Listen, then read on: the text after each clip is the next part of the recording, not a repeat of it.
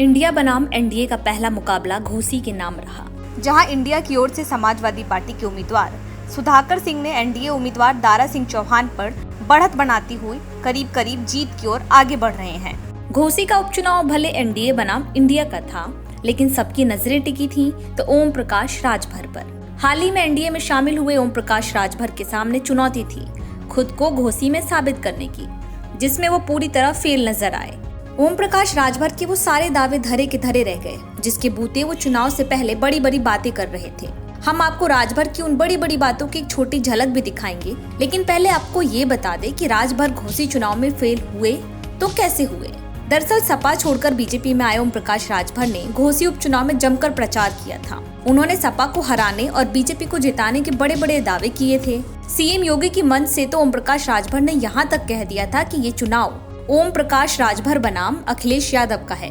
घोसी के नतीजों से पहले समाजवादी पार्टी और अखिलेश यादव के खिलाफ हुंकार भर रहे राजभर को ये बात अच्छे से पता थी कि घोसी में राजभर वोटों की संख्या काफी ज्यादा है। यहाँ 40,000 से अधिक राजभर वोटर हैं। ऐसे में बीजेपी के दारा सिंह चौहान के पक्ष में ओम प्रकाश राजभर का भी आ जाना ऐसा माना जा रहा था कि गेम चेंजर होगा, लेकिन राजभर के सारे समीकरण नतीजों के साथ धराशायी हो गए। चुनाव से पहले राजभर किस तरह एनडीए की जीत के दावे कर रहे थे, अब ये भी सुन लीजिए। 100% जीतेंगे महाराज। आप देखिएगा ना, 8 को 11 बजते बजते सफाई सब छोड़ के पंडाल भर जाएंगे। ये सोच लीजिएगा, हम ऐसे नहीं बोल रहे हैं। घोसी चुनाव का समीकरण एनडीए के पक्ष में है। सपा के साथ दूसरा कोई दल खड़ा नहीं है। कांग्रेस का कोई मतलब नहीं है उनके एनडीए के। लालू जी वहां आए नहीं, ममता जी आई नहीं, केसीआर आए नहीं, तो वोटवा कहां से जा मिली।